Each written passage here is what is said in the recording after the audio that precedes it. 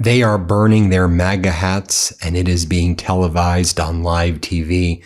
Donald Trump is being abandoned by his supporters, even his most loyal supporters. Bye-bye, Donald, is what the MAGA supporters are saying. You take a look at what's happening in North Carolina, Texas, Georgia.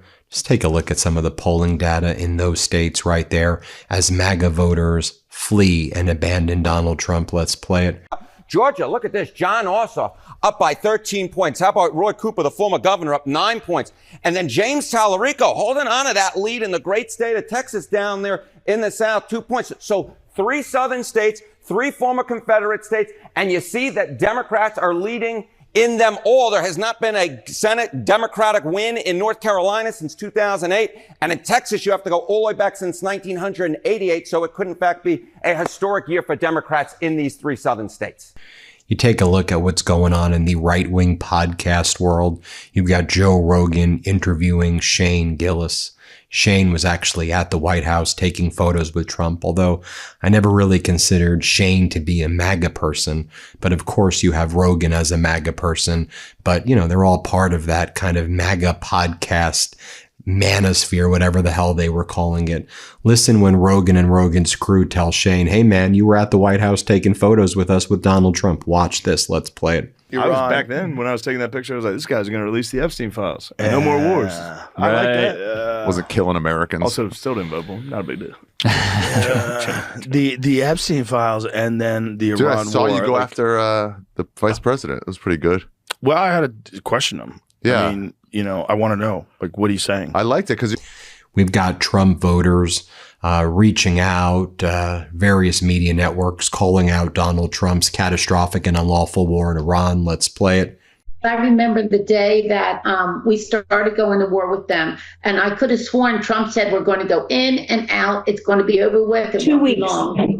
And and it's taken forever. And I think he realizes this is a big mistake.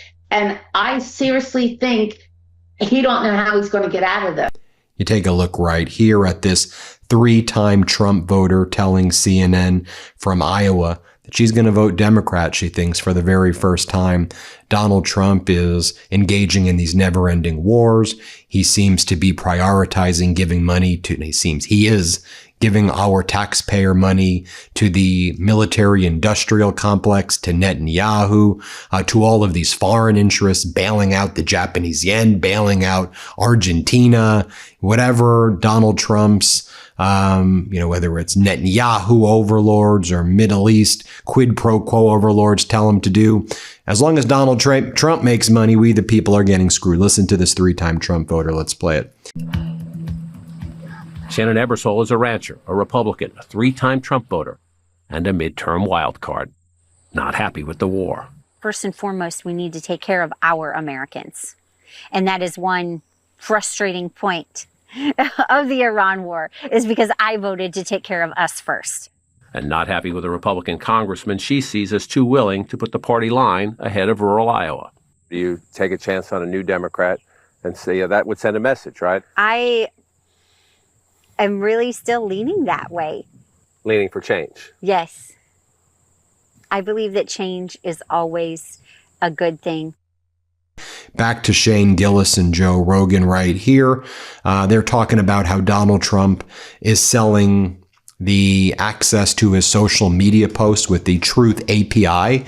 That, remember, Donald Trump has gotten sued by a number of groups because he's now selling access to Wall Street firms to get access to his social media posts so that they can trade on his information before anybody else.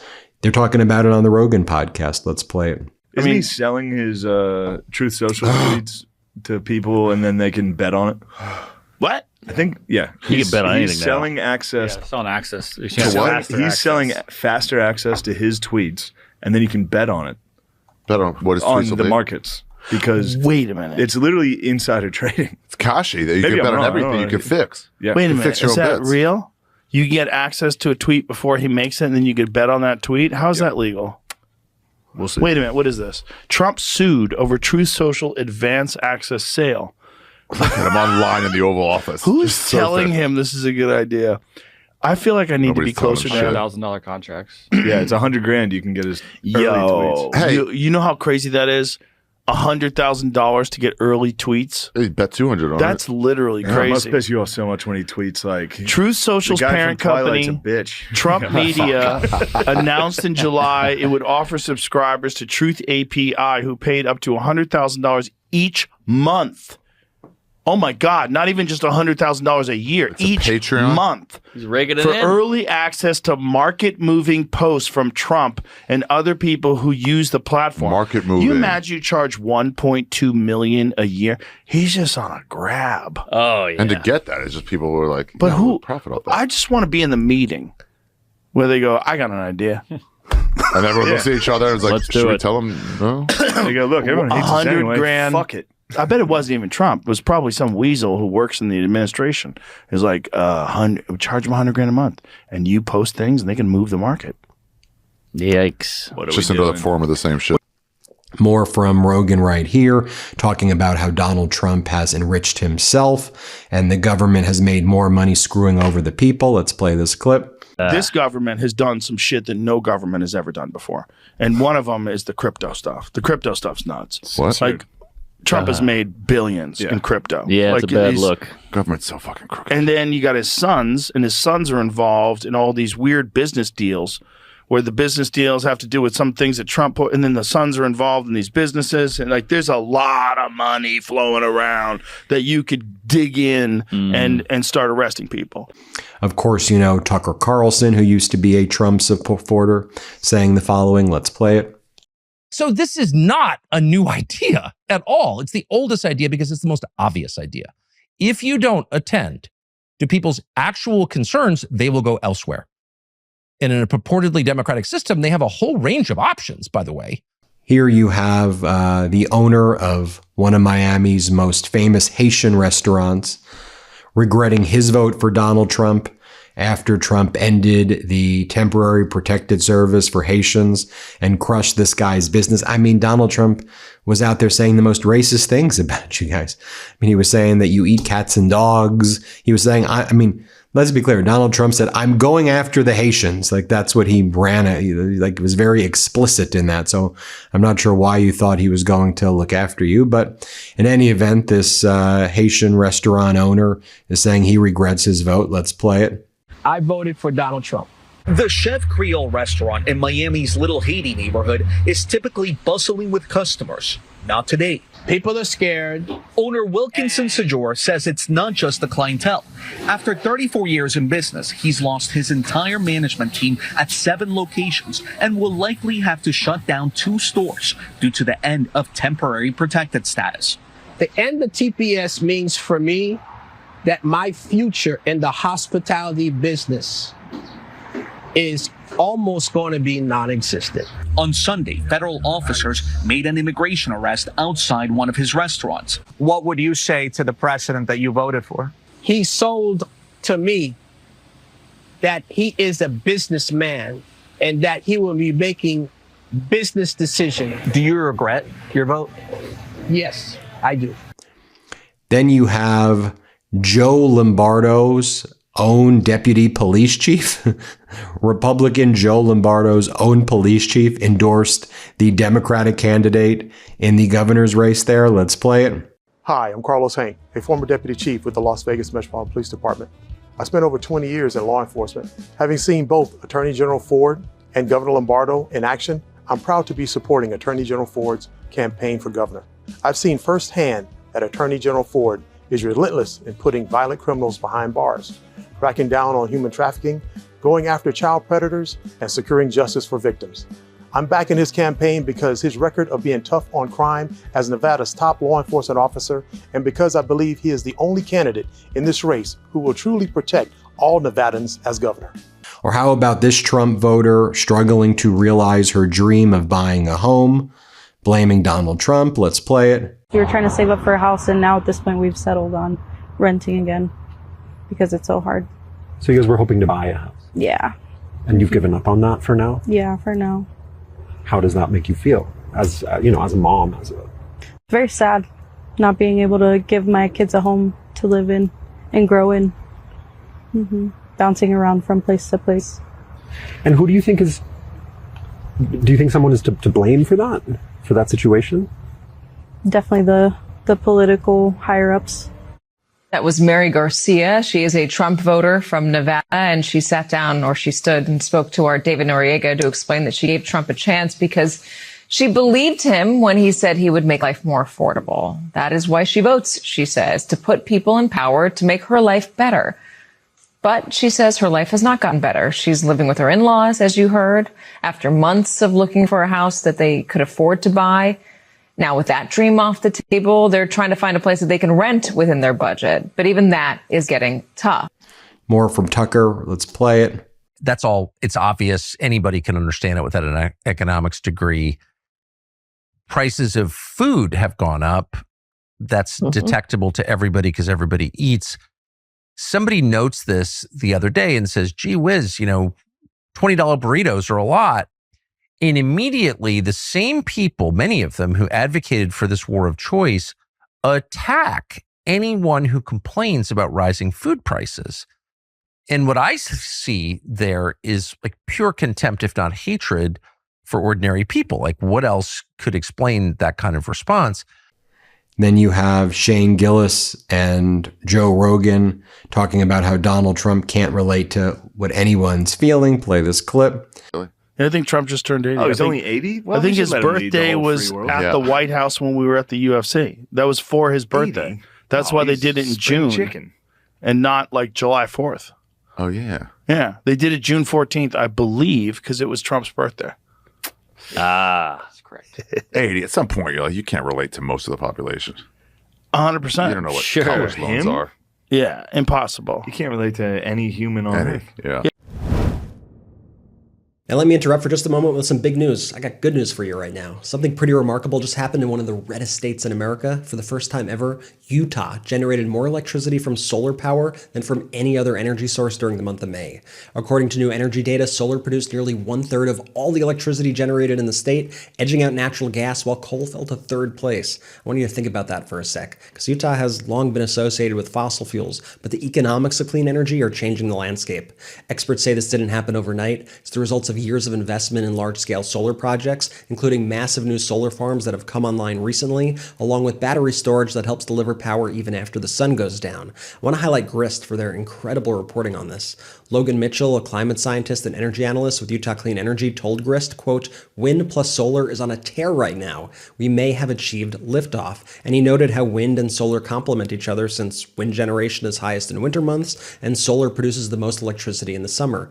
But wait, I seem to remember that Trump said something about countries who use wind just the other day. Any country with windmills is a loser, okay? Well, the good news is even red states like Utah aren't listening to him, and it's not just an environmental story. Energy experts say that this shift means cleaner air, new jobs, more investment, and a stronger economy. In other words, renewable energy isn't just about fighting climate change anymore. It's increasingly becoming the cheaper, more practical option that states and businesses are choosing because it makes economic sense. So despite Trump's attacks on clean energy, the market appears to be moving in a much different direction. Even states that aren't traditionally seen as clean energy leaders are rapidly expanding solar and wind because the tech has become more efficient, more affordable, and more competitive. So this is definitely a story worth watching because it could be a glimpse of where America's energy future is heading.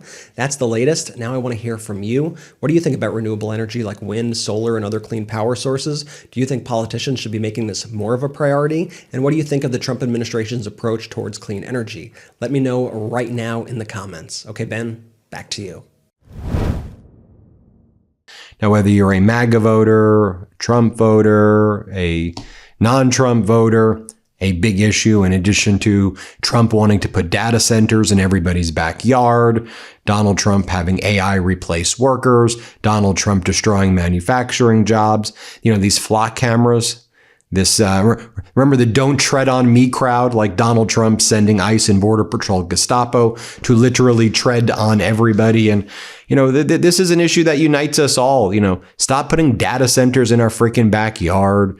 Stop taking away healthcare. Stop spending all of our money on never-ending wars. Focus on the American people. American people are suffering right now. Stop these invading our privacy. Listen as the Americans from all political parties speak out on these flock cameras. Here, play this clip.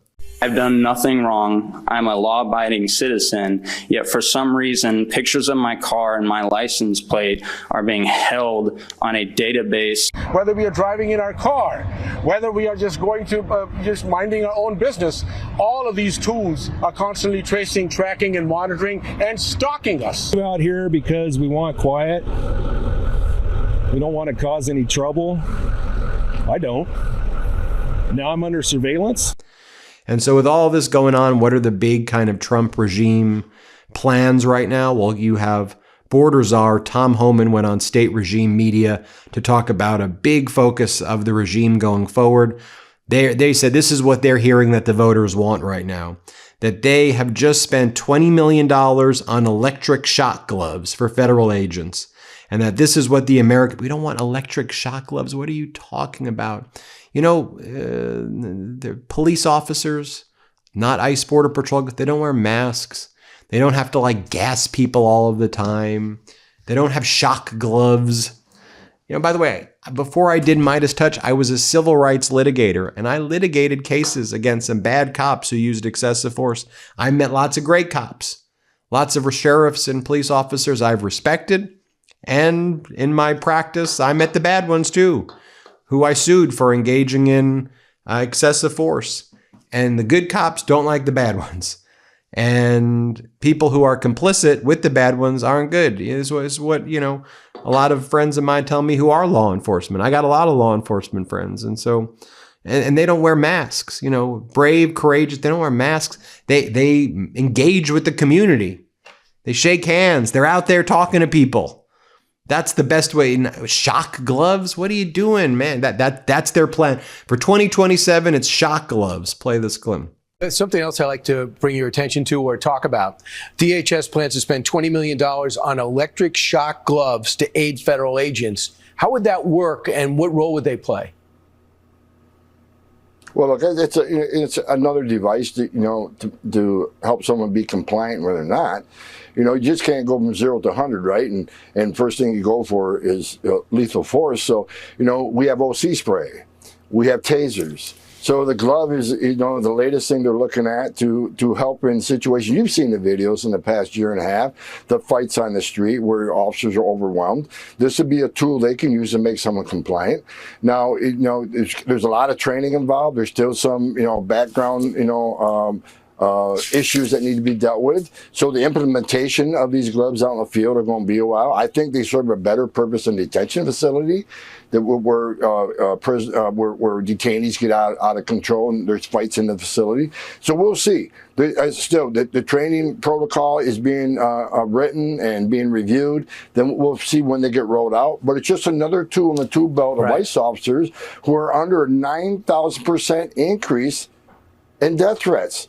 An actual 1,400% increase in actual threats. So it's just another tool to help, you know, those who don't want to be compliant, those who attack law enforcement officers, to bring them into compliance without using deadly force. Yeah, non-lethal. And then on state regime media, Fox, they're fed up with this stuff. You've got Brett Baer playing Chris Wright, the pathetic energy secretary in the Trump regime. He plays Wright a clip of himself from November 2025, where Wright said that we would be expecting much cheaper electricity prices right now. And of course, electricity prices are through the roof right now. Let's play this clip. And that's nudging up the price of refined products as well. Let me take you back to November 2025. I asked you about prices overall on energy. Take a listen. Will people feel a different energy cost into the new year, Q1, Q2, do you think?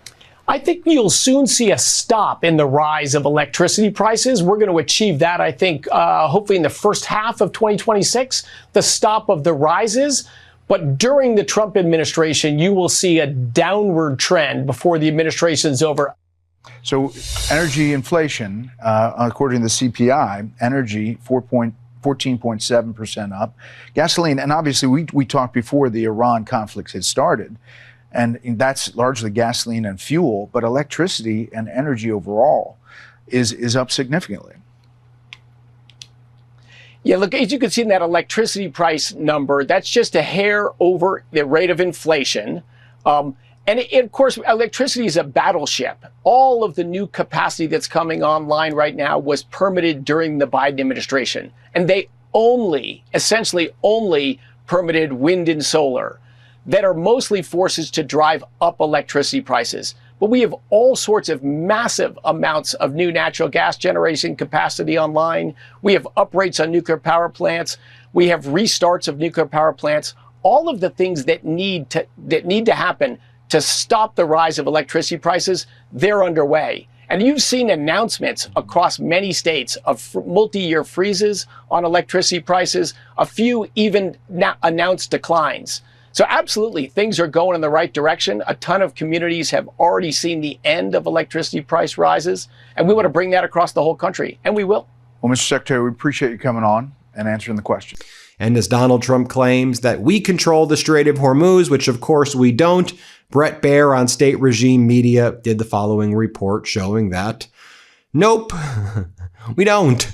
It's obvious we don't. And even state regime media can't ignore it, and they're fed up. Here, play this clip. How much? Total oil flow averages nearly 21 million barrels per day in the first half of last year, equivalent to about 20% of global petroleum liquids consumption, usually about 1/5 of the world's liquefied natural gas trade moves through there as well.